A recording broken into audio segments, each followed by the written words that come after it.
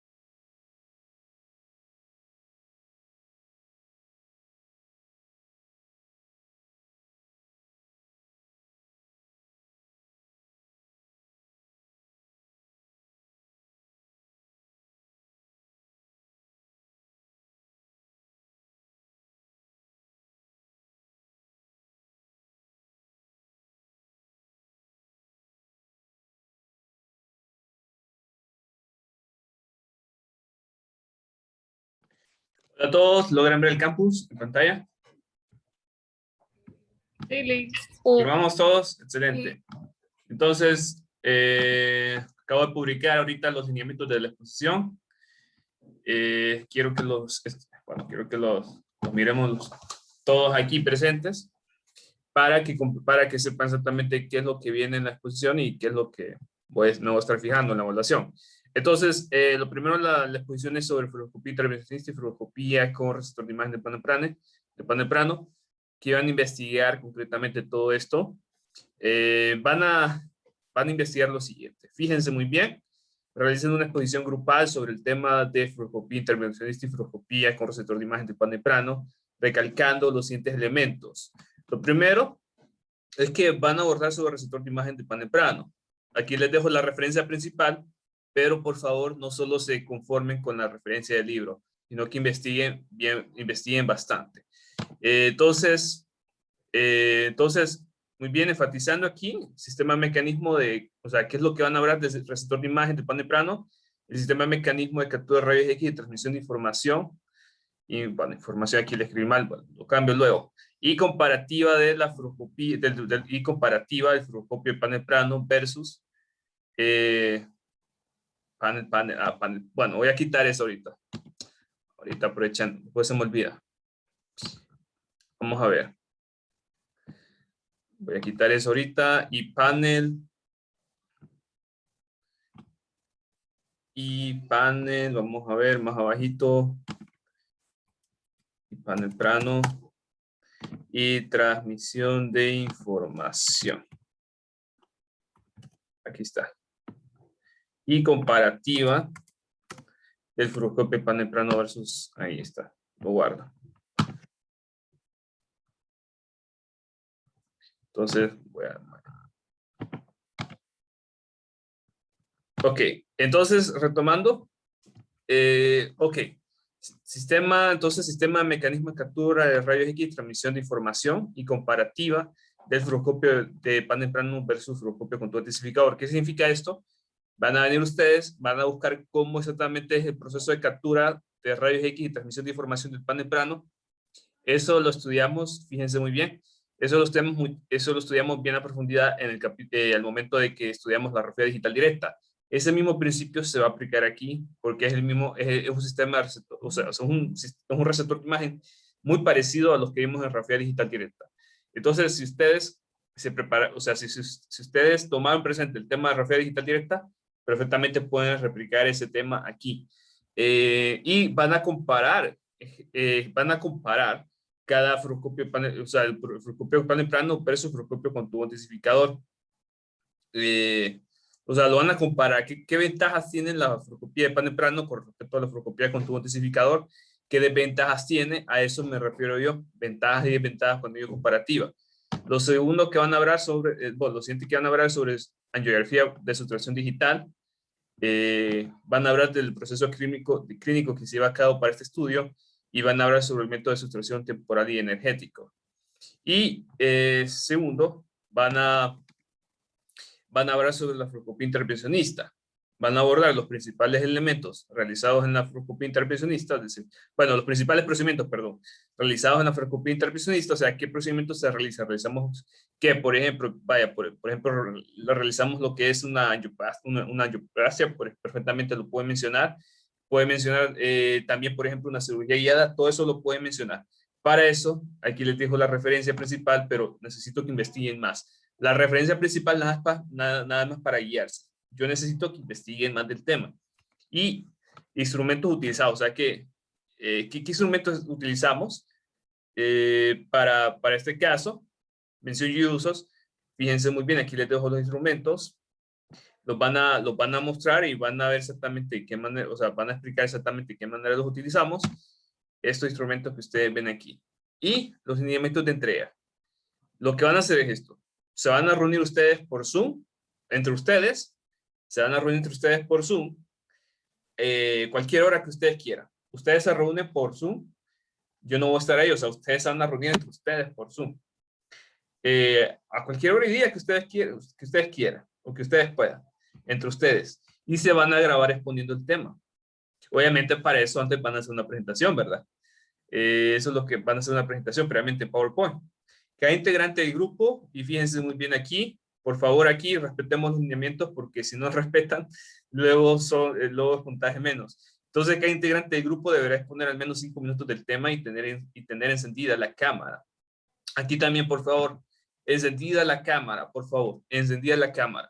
Por favor, si no tienen encendida la cámara, yo no puedo, o sea, yo inclusive yo puedo rechazar esa presentación porque a mí, por experiencia, yo sé que quienes no activan la cámara es porque están leyendo.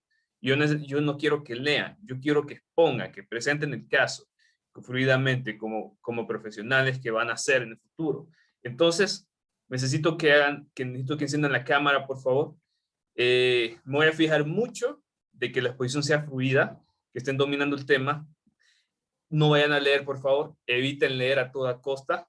Eviten leer. Me voy a fijar muchísimo en eso. Si están leyendo, van a sacar un puntaje muy, pero muy bajo, porque lo que me interesa bastante es el dominio del tema. Alguien que solo lee es alguien que domina poco el tema en una exposición. Me voy a fijar en el desempeño grupal, pero no va a ser tanto en el sentido de que si uno falla, todos fallan, sino que va a ser en el sentido de la responsabilidad en general, ¿verdad? Es decir, digamos que vengan y les dé yo y la tarea sea para un plazo establecido y no tengan ese trabajo todavía para ese plazo, ahí sí me voy a fijar en ese aspecto. Pero no me voy a fijar en el hecho que, por ejemplo, si uno no domina bien el tema, todos se fueron en la colada. No, me voy a fijar, por ejemplo, de que hayan presentado el trabajo a tiempo. Me voy a fijar eso y de que se hayan dividido bien el trabajo. Eso es lo que me fijo en el desempeño grupal, que se hayan dividido bien el trabajo, que se hayan asignado bien el trabajo y segundo, que presenten el trabajo en el tiempo debido. Se enfatiza, bueno, otra cosa, no se queden con solo la referencia principal del libro, o sea, no solo se queden con el libro, sino que busquen más fuentes en internet, o sea, busquen más fuentes. Pero dicen de que las fuentes sean papers científicos, sean otros libros, sea alguna revista médica, sea alguna noticia, a eso, ¿verdad? Editemos esa página de radiology.com, editemos esa página, porque eso es lo que yo me he seguido, que vienen y se van a la página de radiology.com o se van a la primera página de radiología que encuentran y me ponen eso y me copian y pegan eso y eso los ponen. No, evitemos eso. Quiero que hagan una buena búsqueda de todo esto. Y otra cosa, uno de ustedes, o sea, uno de los encargados de ustedes, puede ser cualquiera, a recomendación el que tenga una conexión de internet más o menos estable. O sea, no vayan a poner a alguien que tenga internet con datos, ¿verdad? Sino que permitan que alguien que tenga internet residencial. Yo sé que aquí hay varios que tenemos internet residencial.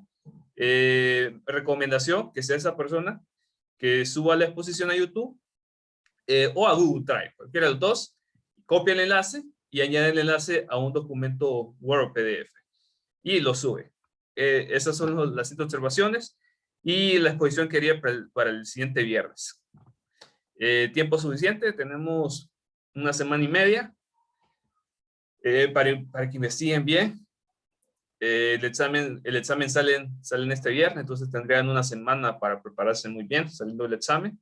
No van a tener ningún otro trabajo presente y solo van a tener esto. Entonces, no hay excusas para que no presenten, para que no hagan un buen trabajo. No sé si tenemos preguntas con esto. ¿Preguntas? Lick, Ajá. conforme al que la persona no tiene que subir a YouTube o cosas así. Todos los integrantes del mismo grupo lo tenemos que subir aquí. No, solo una persona lo sube. Solo una persona lo Okay. sube. Yo voy a configurar esa tarea para que esté presentada en grupo. Solo una persona nada más lo va a subir. Lo demás no. O sea, ahí se va a notar. Cuando alguien lo sube, ahí se va a notar que todos presentaron el trabajo, con solo que una persona lo haya subido. Ahí lo voy a configurar. Ok, gracias. Ok, ¿preguntas? ¿Otra pregunta, por favor? Preguntas. Licenciado, Sí, le escucho al también. momento de la exposición, cuando tengamos la presentación y tengamos que compartir pantalla, ¿está bien que solo un integrante del grupo comparta la pantalla o todos Sí, tenemos que hacerlo? solo uno, solo el que está exponiendo comparte pantalla nada más. Y de ahí lo pueden apagar. Pero sí necesito que enciendan la pantalla. Necesito que la persona que está exponiendo en ese momento encienda la pantalla. Por favor. Yo voy a analizar bien, inclusive puedo rechazar la exposición de esa persona si no activo la pantalla en ese momento. ¿Por qué hago esto? Porque por experiencia, y se los digo por experiencia, no estoy dando un prejuicio o algo así, sino que por pura experiencia, por pura mala experiencia, me he fijado que quienes no activan la pantalla o quienes no activan la cámara es porque están leyendo. Así se lo digo, por pura experiencia. Inclusive si ustedes están en un celular, no hay problema, porque pueden estar desde el celular ahí con la cámara encendida, pero nada más obviamente leyendo, o sea, nada más, nada más con la presentación ahí presente. Eso es una opción que les permite, para los que están en el celular, perfectamente pueden activar la cámara, aún si están en el celular, en Zoom. Entonces, realmente no hay excusas en ese sentido. Por favor, también los 5 minutos, por favor, no menor a 5 minutos. Si ustedes sienten que dominan bien el tema y se quieren expandir, perfecto, háganlo muy bien. Inclusive yo voy a valorar eso. Doy siempre puntos extra al final. Si ustedes se han preparado súper bien, han dado una excelente presentación, yo siempre doy puntos extra. Yo siempre valoro esto. Siempre valoro eso, siempre doy puntos extra. Sí, veo yo que, o sea, que han hecho una investigación profesional del tema, si se han preparado súper bien del tema. También, por favor, nada de leer, por favor. Nada, pero nada de leer. A todos se lo pido, por favor. Si leen, es muy poco, pero muy poco puntaje. Estamos hablando de casi 0, lo que van a obtener si solo pasan a leer. Se los pido a todos, por favor. También les pido a todos, por favor. Obviamente, yo sé que en todo el grupo, yo no lo niego, ustedes lo saben también. Yo sé que en todo el grupo hay gente que trabaja y hay gente que no trabaja, ¿verdad? Sucede en todos lados, no solo en un grupo de exposición, sino que también en un grupo de trabajo laboral o en un grupo académico, en un grupo de investigación, en todos lados. Inclusive hasta en la familia pasa eso, que hay gente que trabaja y hay gente que no le gusta trabajar. En todas partes sucede. Yo necesito que se permita que cada quien reciba una evaluación personal. ¿En qué sentido? Por favor, si ustedes no incurren a nadie, en ese sentido, por favor, no estén incurriendo a nadie, no le estén haciendo la chamba a nadie tampoco, o sea, dejen que cada quien investigue, que cada quien se retroalimente el tema y que cada quien se prepare y haga su exposición. Pero no le estén haciendo el trabajo a nadie porque ustedes van a ser los perjudicados, porque ustedes van a hacer el doble de la chamba, van a hacer la chamba por la persona. Entonces, permítanse que cada quien reciba una evaluación personal, que cada quien reciba una evaluación en base a lo que se preparó e investigó del tema. Ok, ¿otra pregunta? ¿Otra pregunta? ¿Cuánto es el tiempo límite que tiene que durar No, la exposición? no, ok, tiempo límite menor, pero tiempo límite máximo no. Si ustedes aquí están 1 hora exponiendo, perfecto, no hay problema. Pero cada quien no tiene que exponer menos de 5 minutos. Ojo con eso, cada quien no puede exponer menos de 5 minutos. Si expone menos de 5 minutos, ya le va a afectar el puntaje. Porque me fijo en eso. Me fijo también en eso, por pura experiencia.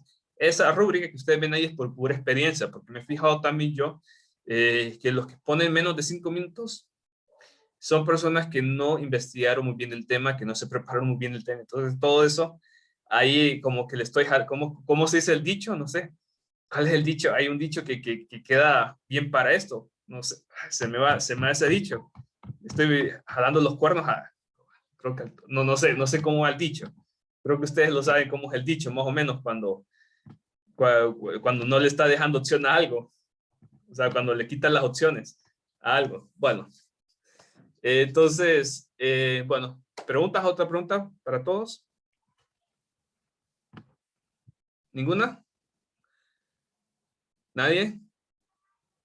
Lick, se debe hacer un informe por cada exposición. No, solo exposición nada más. Gracias. Expo nada más. Quiero que investiguen. Otra cosa, se me olvidó, Dios mío, se me olvidó. ¿Cómo se me olvida esto tan importante? Aquí lo voy a anotar igual. Por favor, aclaren también las referencias al final. Vamos a ver, aquí lo voy a poner. Las referencias, también mencionan al final, de dónde sacaron las referencias.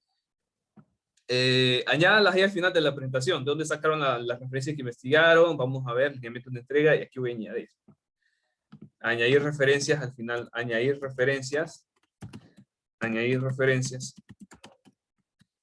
De dónde investigaron. Ok, eso es. Nada de la diapositiva. Sí, ¿de dónde investigaron el tema? Añadan las referencias, porque obviamente yo no quiero que solo mencionen el libro, sino que quiero que investiguen bien. Quiero que se adapten a lo que es un trabajo investigativo. Yo sé que este trabajo investigativo no es nada comparado, por ejemplo, si ustedes quieren hacer una investigación ya profesional, pero aquí es un buen comienzo. Quiero que comiencen con lo poco y que poco a poco obviamente lleguen a un trabajo ya más profesional.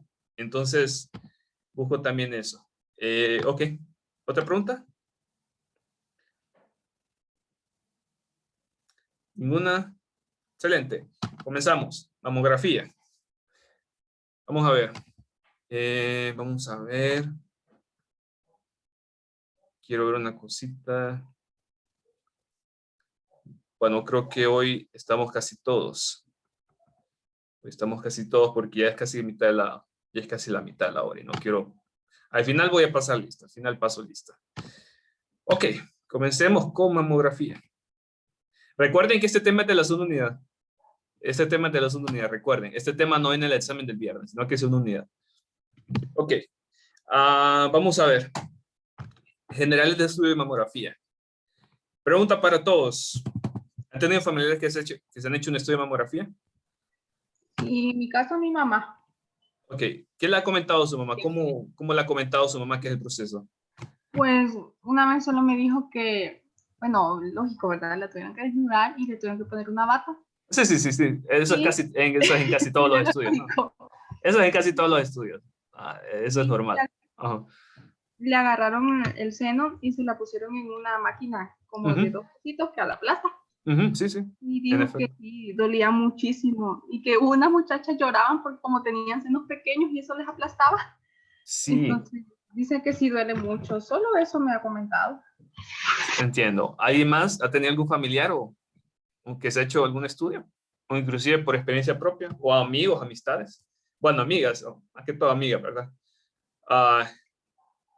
¿Qué es lo que? Porque quiero hacer así como un pequeño diagnóstico. ¿Qué tanto han escuchado lo que es la mamografía? ¿Qué tanto entienden hasta ahorita? Solo un diagnóstico nada más. Vamos a ver. No sé si alguien más. Pues ponen el seno, ¿verdad? En una como una plataforma. No sé cómo explicar. Sí, no, así está bien. Plataforma está bien. Ajá. Aprietan el seno para expandir todo el tejido de la mama y poder observar mejor lo que tiene adentro, ¿verdad? Los diferentes tejidos y todo eso. Ok, no, en efecto. Estamos bien. Estamos bien con todo eso, sí. Es una muy buena idea. No sé si alguien más quiere comentar algo. Que también les ponen un balín en el pezón, algo así como un balín. Un balín en el pezón. Sí, como punto de referencia. Como punto de referencia. Eso es normal como punto de referencia. Ingeniero, yo Ajá. también he escuchado que al momento de hacer ese estudio, la mama se aprieta para evitar la radiación dispersa. Ujú, correcto. Sí, se aprieta por varios motivos. Uno de ellos es la radiación dispersa. Si ustedes aprendieron si ustedes recuerdan dentro de la radio, dentro de la radio, una de las maneras de reducir la radiación dispersa es reducir el espesor anatómico. Entonces, si aprietan la mama, se les va a reducir la radiación dispersa. Y con eso hay varias ventajas. Pero son varias ventajas, son muchas las ventajas de eso de estar comprimiendo la mama. O sea, no es por puro gusto, no es por hacer sufrir a la mujer, obviamente, sino porque tiene su porqué. Y todo eso lo vamos a abordar ahorita. Entonces, lo que vamos a hacer ahorita es abordar exactamente qué buscamos en la mamografía, por qué la realizamos. Vamos a ver aspectos característicos del estudio, o sea, del equipo, porque ese equipo es con rayos X, pero tiene características especiales que lo distinguen de un equipo de radiografía y de un equipo de fluoroscopía. Las técnicas también, vamos a ver las técnicas que son bastante especiales aquí, y vamos a ver todas las características de este estudio, de una manera muy profesional, obviamente, para que se preparen, para que salgan bien preparados de este tema. Entonces, vamos a comenzar. Primeramente, la mamografía, si lo resumimos de una manera súper simple, es simplemente, bueno, si la mamografía, si lo expresamos de una manera súper simple, es una radiografía que se enfoca en la visualización de lo que es la mama. O sea, ¿qué compone la mama? ¿Qué tiene la mama internamente? ¿Cómo se encuentra la mama? ¿Cómo se encuentra la estructura de la mama? ¿Tenemos alguna anomalía que tenga la mama que pueda corresponder al cáncer de mama? Porque eso es lo que buscamos a fin de cuentas. Al fin de cuentas, esto nos va a ayudar para saber si la mama está desarrollando cáncer de mama. O sea, a fin de cuentas. A fin de cuentas, nos va a indicar eso, la mamografía. Ese es el propósito principal del estudio, para ver si se está formando, ya sea su etapa temprana o tardía, el cáncer de mama. Eso es el fin por el cual lo utilizamos. Y entonces, ¿qué buscamos nosotros en la mamografía? Fíjense que lo que buscamos, primeramente, es una masa tumoral. Es una masa tumoral. Esta masa tumoral, por ejemplo, la podemos buscar si la mujer presenta algún dolor, por ejemplo, en la mama. O, por ejemplo, si la mujer ya es de mediana edad, donde es más probable que surja el cáncer. Porque fíjense que el cáncer es una enfermedad que surge, sobre todo, en las personas de mediana edad para edad avanzada. Sí, obviamente hay tipos de cáncer que surge en lo que es la etapa primera de las personas, por ejemplo, el cáncer de leucemia, por ejemplo, algunos tipos de cáncer de cerebro, por ejemplo, pero son cánceres que son más raros. O sea, los cánceres que surgen en personas muy jóvenes, por ejemplo, niños, o por ejemplo, en adolescentes, son cáncer que son muy raros, a comparación de los cánceres que surgen en personas adultas, ya mayores. O sea, son cánceres muy frecuentes, son cánceres que tiene, o sea, que un gran porcentaje de la población es susceptible a desarrollar este tipo de patologías. Entonces, lo que buscamos es la masa tumoral. O sea, ¿dónde hay crecimiento de células cancerígenas? Es lo que buscamos en la mamografía. Entonces, por ejemplo, vean ustedes aquí en esta mamografía, lo que revela aquí es un bulto. O sea, ustedes ven es un bulto, literalmente. Eso es. Y eso lo que nos indica es que aquí hay un tumor cancerígeno creciendo. Fíjense muy bien, también nos ayuda muchísimo para predecir. La mamografía nos ayuda muchísimo para predecir de qué manera una masa maligna o también una masa benigna se puede llegar a convertir, por ejemplo, en un tumor. Entonces, por ejemplo, ¿dónde ustedes aquí ustedes ven el tumor en su etapa temprana, pero aquí ven el tumorcito un poco más avanzado. Entonces, todo eso podemos ir detectando en la mamografía. Predecir también de qué manera puede crecer la masa tumoral. No solo detectarla a un inicio, sino que también predecir si esa masa tumoral, ya sea, bueno, también si es una masa benigna, puede llegarse a convertir en una masa tumoral. Entonces, otro aspecto que nosotros evaluamos en la mamografía es lo que conocemos como un patrón de depósitos de minerales de calcio, más popularmente como microclasificaciones. Ustedes pueden ver aquí, no sé qué también lo ven ustedes aquí, ven una serie de puntitos blancos aquí, no sé qué también Sí. lo ven. ¿Sí? Sí. Fíjense que esos puntitos blancos son pero tan pequeños, estamos hablando de milímetros, que para verlos en la mamografía necesitamos un zoom de la imagen, así como están viendo ustedes aquí. O sea, son puntitos súper pequeños, pero súper pequeños, que para que nosotros los podamos ver con más claridad y podamos hacer un diagnóstico, se tiene que hacer un zoom de la imagen. Y entonces fíjense que resulta que dependiendo de cómo es ese patrón de microclasificaciones, porque son así, o sea, son pequeños concentraciones de calcio, son básicamente eso, son pequeños concentraciones de calcio que surgen en los conductos mamarios, Entonces, dependiendo de cómo es esa forma, cómo es ese patrón, nos puede indicar si esa mujer está desarrollando cáncer de mama, porque el cáncer de mama no solo se va a estar viendo el tumor, sino que se va a estar viendo también un patrón anormal de microclasificaciones, de clasificaciones en los conductos mamarios. Eso es lo que vamos a también identificar en la mamografía. Entonces, cierto patrón nos van a señalar a nosotros de que esa mujer tiene o es propensa a desarrollar cáncer de mama. Fíjense muy bien, aquí les he añadido un enlace. ¿Saben qué? Les voy a copiar este enlace y se los voy a ver al grupo. Vamos a ver, se los voy a copiar ahorita, para que investiguen más, para que investiguen más. Bueno, se los voy a copiar ahorita, aquí al chat, aquí al chat, aquí se los voy a copiar. Vamos a ver. No sé si alguien me puede ayudar a mandar este enlace al grupo, para que todos después lo veamos. Ese enlace que les envié ahorita, lo que nos dice exactamente qué forma, qué forma esas microclasificaciones nos va a indicar a nosotros cáncer.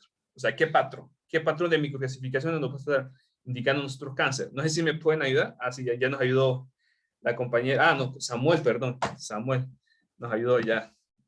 Gracias, Samuel.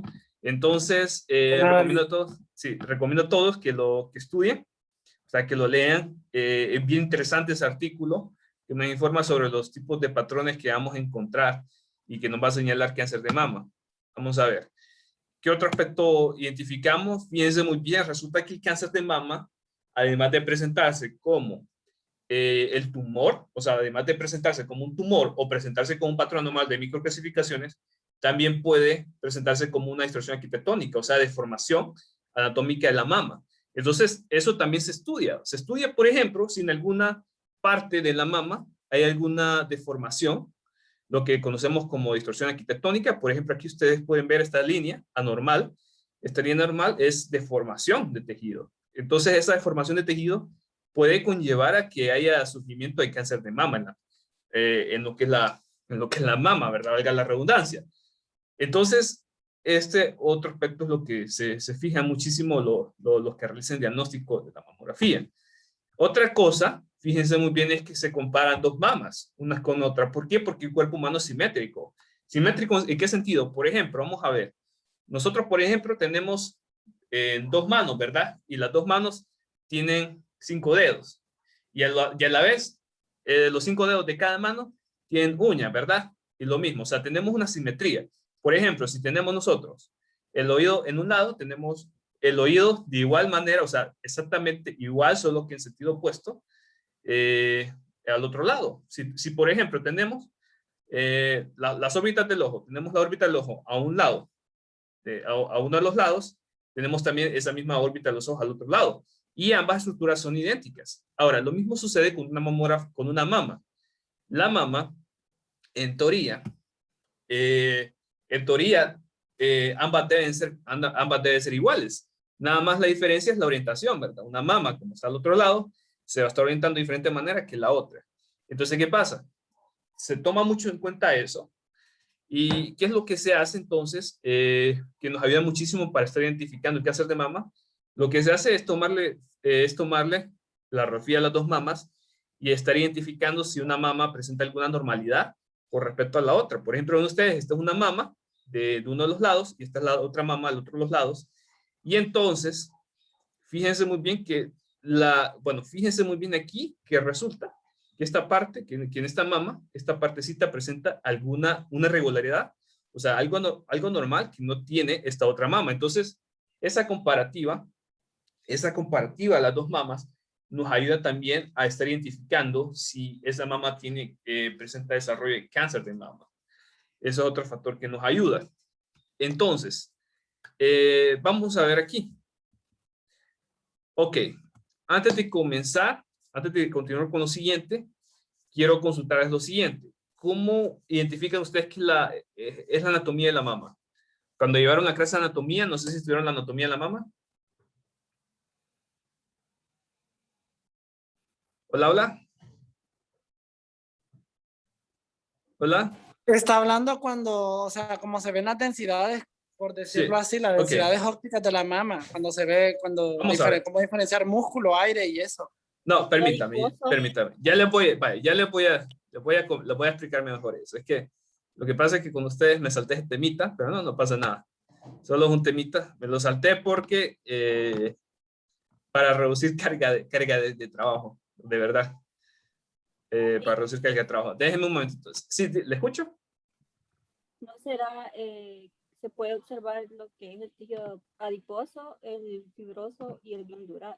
Sí, exactamente, todo eso, ya se lo explico. Vamos a ver. Déjenme abrir una presentación ahorita, una presentación. Es que me salté ese temita por reducción de carga de trabajo en esta vez, pero no pasa nada, solo es la anatomía de la mama, solo es una explicación de unos 5 minutos. Déjenme buscar algo aquí. ¿Dónde está esa presentación? Ok, vamos a ver, se la voy a comentar ahorita. Déjenme buscar eso. Aquí tengo un solo desastre en esta computadora al momento de guardar archivos, entonces me cuesta localizar archivos viejos. Vamos a ver. Cáncer de mama. Voy a abrir ahorita un nuevo documento. ¿Logran ver este documento? Sí, Lick. Bueno, lo que vamos a hacer, miren, usualmente lo que hacía en otros periodos era invitar a alguien para que mejorara el cáncer de mama. En este periodo se me hizo difícil porque teníamos que avanzar bien rápido en todo esto, entonces me podía atrasar un poquito. Lo que vamos a hacer es esto. Con este tema yo les voy a enviar una grabación del tema que se han hecho en otros periodos para que lo puedan estudiar de manera así, nada más por amor al arte, ustedes entienden, ¿verdad? No es que va a venir, no es que sea volar, sino que para que puedan conocer un poquito más del tema. Fíjense muy bien, el cáncer, les voy a explicar un poquito aquí del cáncer de mama porque surge toda la historia. Primeramente el cáncer, fíjense muy bien, surge a nivel celular, o sea, a nivel celular resulta que ustedes saben muy bien que las células se dividen, ¿verdad? O sea, las células pasan por un periodo por un ciclo de división celular. Eso va a depender de qué tipo de células hablamos. Hay algunas células que ese periodo es más rápido que otros, pero a fin de cuentas todas células se termina dividiendo, ¿verdad? O sea, la célula madre viene, empieza a dividirse en células hijas y resulta que esa célula madre obviamente le hereda el código genético a sus células hijas. Ese código genético que le hereda a través de los cromosomas, lo que le va a dictar a la célula es cómo comportarse, cómo trabajar, cómo operar y cómo reaccionar ante ciertas situaciones. Resulta que el cáncer surge porque ese código genético en el cromosoma tuvo algún daño. ¿Por qué pudo haber sido ese daño? Pudo haber sido ese daño, por ejemplo, por la presencia de radicales libres. Pudo haber sido ese daño, por ejemplo, porque la célula no tenía, no tenía mecanismos de reparación eficientes. Ya puede ser por la alimentación de esa persona, por la edad de esa persona. Puede ser también por la presencia de algunos genes que contenía ese código genético. Por ejemplo, hay ciertos genes, por ejemplo, el gen BRCA-B y BRCA-A. No sé si me confirman estos genes. Ahí ustedes están en Google. Si alguien me puede corroborar estos genes BRCA 1 y 2. No sé si me confirman estos genes, si son estos genes. Por favor, alguien que me confirme genes BRCA 1 y 2 y que me confirme que están asociados con el cáncer de mama. Si me lo confirman ahorita, por favor.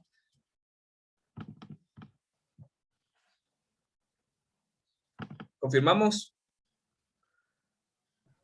Sí, Dice, dice el BRCA1 y el BRCA2 son genes humanos que producen proteínas supresoras de tumores. Estas Ujú, proteínas exacto. ayudan a reparar el ADN y por lo tanto tienen el papel de asegurar la estabilidad del material genético de cada una de las células. Exactamente. Entonces, estos genes pueden estar contenidos dentro del código genético de la célula. Estos genes pueden llegar a ser propensos a desarrollar cáncer. Entonces, fíjense muy bien que a fin de cuentas todo esto es un problema genético, pero todo esto es un problema a nivel celular. Así surge el cáncer. A nivel celular surge por un problema en el código genético. Ese código genético, como ustedes pueden ver aquí, puede ser ya un asunto de los genes, que esto va a estar relacionado con la genética de la persona, o sea, con el factor hereditario. Si, por ejemplo, la mamá o el abuelo, o la mamá, la abuela o algún familiar, porta estos genes, entonces muy posiblemente la persona va a portar estos genes. Entonces, estos genes son propensos a desarrollar cáncer de mama. Propensos a desarrollar cáncer de mama. Entonces, otro de los factores, además de los genes que puede portar la persona, que es por factores genéticos, también, por ejemplo, la presencia de radicales libres. Por ejemplo, ¿cómo se forman radicales libres? Por ejemplo, los radicales libres pueden ser presentes, por ejemplo, si la persona ha sido radiada con radiación. También por la alimentación, porque hay ciertos tipos de alimentos que producen radicales libres, ciertos tipos de químicos cancerígenos que también producen radicales libres. También, por ejemplo, si la persona no tiene mecanismos de reparación celular eficientes, ya sea por la edad o también por la alimentación, todo eso influye. Entonces, a fin de cuentas, el cáncer de mama, y no solo el cáncer de mama, sino que todos los cánceres en general, es un problema genético, es un problema del código genético de la célula, podemos decir, un problema del código genético de la célula, y resulta que cuando viene la célula madre y le pasa el código genético, esa alteración del código genético a sus células hijas, esas células hijas a la vez le van a pasar esa alteración del código genético a sus células hijas. Entonces, a fin de cuentas, ¿qué pasa?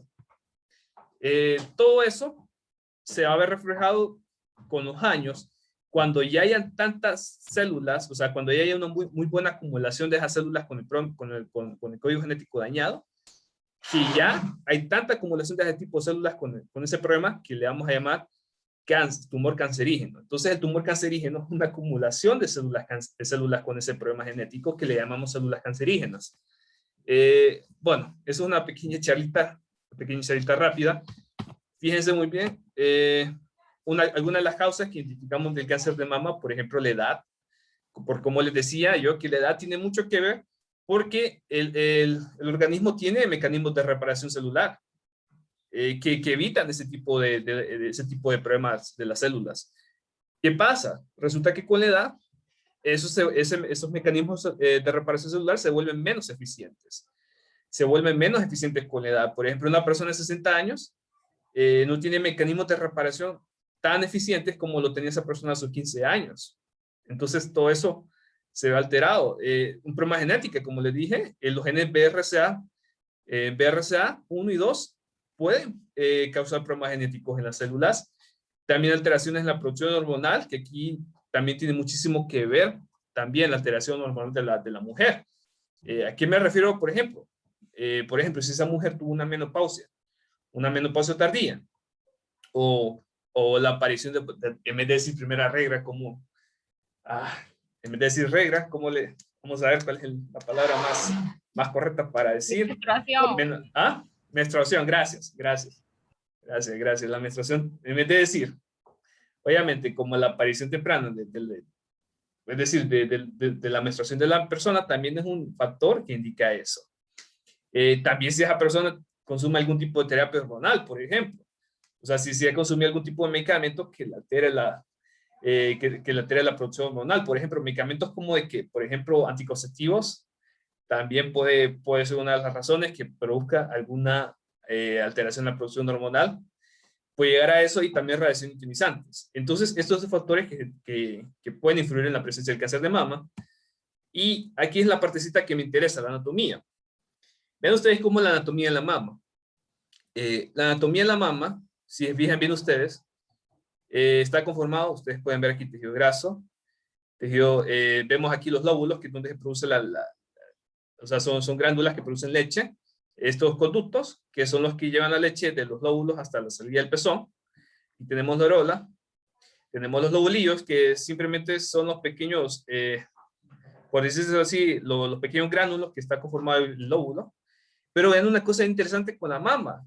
Ustedes pueden ver que la mama, esos tejidos que conforman la mama en lo que es el tejido graso, y lo que es atrás de los lóbulos, los conductos y la areola, que le llamamos tejido glandular. Entonces, a esto le vamos a llamar tejido glandular. Tejido glandular. Esto le vamos a llamar tejido glandular. Tejido glandular. Entonces, resulta que esos tejidos que conforman la mama tienen una peculiaridad, que son densamente muy cercanos. Es el tejido glandular, el tejido graso, y también la conformación de cáncer que se puede formar, tienen una densidad muy, pero muy cercana. Muy, pero muy cercana. La diferencia de densidad entre estos tejidos no es tanto como, por ejemplo, si comparamos el tejido cardíaco con, por ejemplo, el aire, que se presenta, por ejemplo, en una radiografía de tórax, o, por ejemplo, el tejido óseo, por ejemplo, el aire o el tejido cardíaco que se presenta en la de tórax. Si solo nos enfocamos en la mama, vamos a estar viendo que todos esos tejidos tienen una densidad muy cercana. Entonces, vemos una característica especial de la mama, por pura anatomía. Vamos a poner aquí característica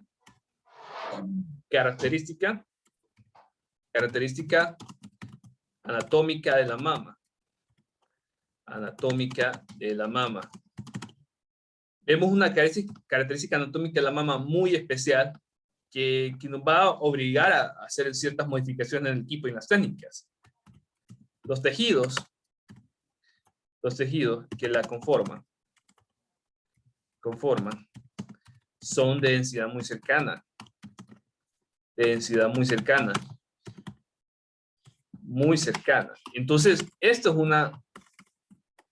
es una característica peculiar de la anatomía de la mama. O sea, que los tejidos que la conforman van a tener densidades muy cercanas. A diferencia, por ejemplo, que si, por ejemplo, hacemos una radiografía de tórax. En una de tórax, la anatomía que nosotros vemos densamente es muy distinta. Por ejemplo, el corazón tiene una densidad muy diferente, por ejemplo, a los pulmones. Los pulmones tienen una densidad muy, muy diferente a las costillas, el esternón. Lo mismo, por ejemplo, podría suceder para otros estudios. Vaya, por ejemplo, ¿qué otros estudios podemos dar al caso? Por ejemplo, si yo me pongo a hacer, por ejemplo,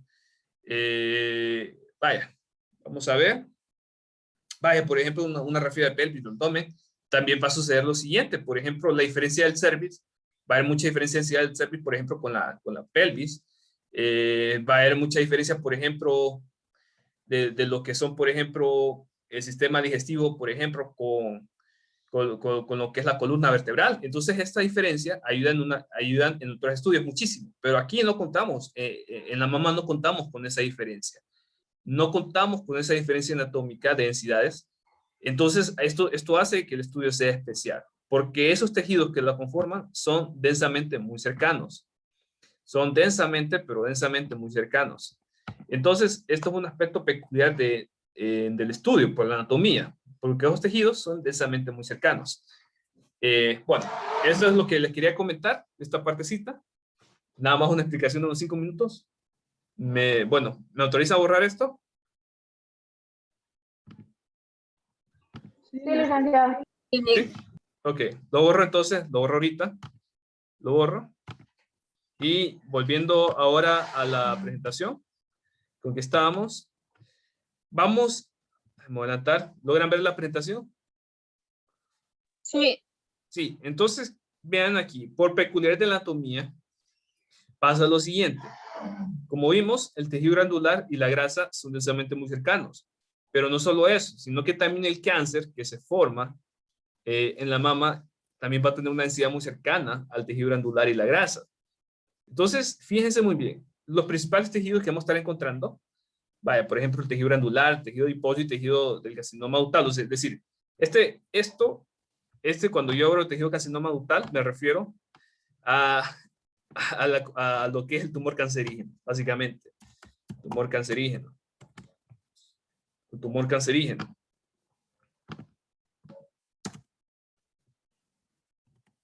Entonces, estos tres tejidos que vamos a estar encontrando en la mama son densamente muy cercanos. ¿Cuál es el problema con esto? El problema es que nuestra imagen por rayos X se obtiene gracias a la diferencia de los tejidos. Como les dije, en una radiografía de tórax, por ejemplo, yo puedo visualizar bien esa radiografía porque densamente las costillas y el esternón son densamente muy diferentes a lo que es el pulmón y el corazón.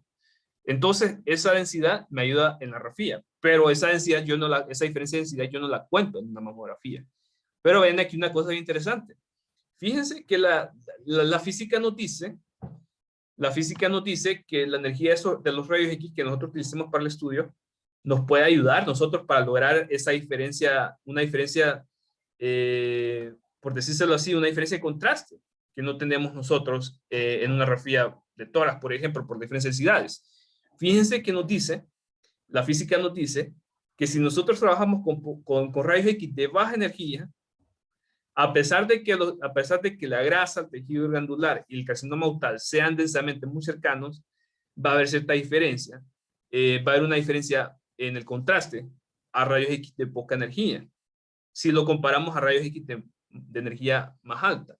Esta gráfica lo que nos indica aquí es la energía de los rayos X. Aquí tenemos, cuando trabajamos, por ejemplo, con rayos X de 20 kilotronvoltios, 30 kilotronvoltios, 50 kilotronvoltios, 70, 100 kilotronvoltios. Recuerden, cuando hablamos de kilotronvoltios nos referimos a energía. Recuerden esto. Energía, kilotronvoltios, KeV. Recuerden, así se pronuncia, KeV. KeV es energía de rayos X. Energía de rayos X. No lo confundan con kilotronvoltios. No lo confundan con KV. KV ya es algo del equipo. Kilotronvoltios es algo propio de los rayos X. Entonces, fíjense que nos dice aquí, esta gráfica nos dice que mientras que menor sea esa energía de los rayos X, vean ustedes, va a aumentar la diferencia de contraste de los tejidos cuando lo observemos en la imagen. Por ejemplo, ven ustedes aquí, esta es la diferencia de contraste. Aquí lo voy a anotar, diferencia de contraste. Aquí lo voy a cambiar de color, diferencia de contraste. Diferencia de contraste. Diferencia de contraste. ¿Ven ustedes cómo la diferencia de contraste entre, por ejemplo, el tejido glandular y la grasa? Y también no solo eso, sino que, por ejemplo, también entre el tejido glandular y el carcinoma ductal, o sea, el cáncer son más atenuados, o sea, son más notables cuando los rayos X son de baja energía. ¿Ven ustedes aquí? Aquí la diferencia. Bueno, aquí me pongo esa flechita y yo voy a anotar aquí con otra flechita. Diferencia de contraste. Aquí voy a anotar diferencia de contraste. Diferencia de contraste. Aquí, diferencia de contraste. Vean ustedes cómo esa diferencia de contraste es mayor cuando, por ejemplo, si nos ponemos a trabajar con rayos X de más energía. Vaya, por ejemplo, digamos que nos pongamos a trabajar con rayos X de una tórax, que más o menos anda en 70, 75, 80. Vean ustedes cuando trabajo a 70, cómo disminuye la diferencia notable. Ya no es tanta la diferencia de contraste, por ejemplo, que hay en la grasa y el tejido glandular. Ven ustedes cómo disminuye esa diferencia entre las dos curvas. Estas curvas, la diferencia entre estas dos curvas, o sea, qué tanto están separados unas de otras, les va a decir qué tanta diferencia hay de contraste. Ven ustedes cómo disminuye muchísimo la diferencia de contraste cuando se trabaja con rayos X de más energía. Entonces, esto es un aspecto físico muy interesante que después nos va a dictaminar, por ejemplo, por qué utilizamos un KV bajo y por qué terminamos utilizando un MAS alto para estos estudios. Entonces, en conclusión, vamos a ver, conclusión a todo esto, conclusión, en mamografía es necesario trabajar con rayos X de baja energía para aumentar el contraste de la imagen. debido a la similitud de la densidad anatómica, de la densidad de los tejidos de la mama. Esta es la conclusión que podemos dar en todo esto. No sé, ¿tenemos preguntas con todo esto? Antes de finalizar el día de hoy. Preguntas. Estás demasiado callado. Me estuvieron escuchando todo este tiempo, estaban en otra cosa. Ay, no hay preguntas. No. todo Le claro. estamos poniendo atención, licenciado. Ah, ok, es que me preguntas, bueno, no sé, es que a veces me da el presentimiento que si están muy callados están en otra cosa. O sea, usted, piense muy bien, perdón por la comparativa, pero a veces cuando los estudiantes están muy callados en una reunión, es como por ejemplo cuando los niños en su casa están callados. ¿Qué significa cuando los niños en su casa están callados, por ejemplo? Alguien que tenga hijos o que tenga hermanitos pequeños.